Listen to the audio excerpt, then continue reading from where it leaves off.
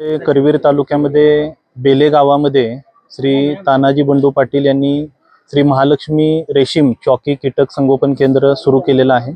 या केंद्रामुळे जिल्ह्यातील शेतकऱ्यांना रेशीम आळ्या आणण्यासाठी जे बाहेर जावं लागत होतं त्यांची सोय पूर्ण जिल्ह्यामध्ये आणि करवीर तालुक्यामध्ये झालेली आहे। आज या केंद्राचं उद्घाटन झालेलं आहे।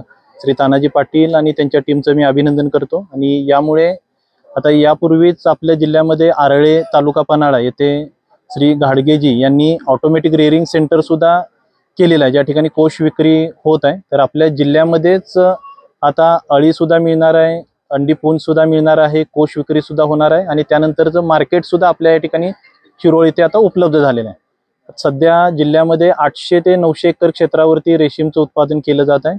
माझ्या जिल्ह्यातील सर्व शेतकऱ्यांना नम्र आव्हान आहे की आता आपल्या जिल्ह्यामध्येच आता चॉकी सेंटर झाल्यामुळे अळी जी 10 दिवसाची अळी आपल्याला मिळणार आहे, त्यानंतर 20 दिवसाची सायकल आपल्याला केल्यानंतर एक चांगल्या पद्धतीचं एका सायकलमध्ये साधारणतः एकरी 50,000 ते 70,000 पर्यंत उत्पन्न आपल्याला मिळू शकतं।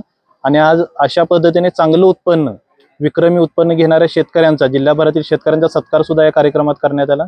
तर शेतकऱ्यांनी आपल्या ऊसाच्या शेतीसोबत आपल्या इतर पिकासोबत एक जोडधंदा म्हणून रेशीम शेतीच्या बाजूला सुद्धा वळावं असं एक आव्हान मी शेतकऱ्यांना करतो। आणि गावागावामधून 30-30, 50-50 शेतकऱ्यांनी, युवकांनी समोर येऊन या रेशीम शेतीमध्ये येऊन एक चांगल्या पद्धतीचं कष्ट करून एक उत्पन्नही चांगलं मिळवावं आणि एक चांगला आदर्श आपल्या गावाचा जिल्ह्यासमोर निर्माण करावा, हे सर्वांना, सर्व प्रगतशील शेतकऱ्यांना मी आवाहन करतो।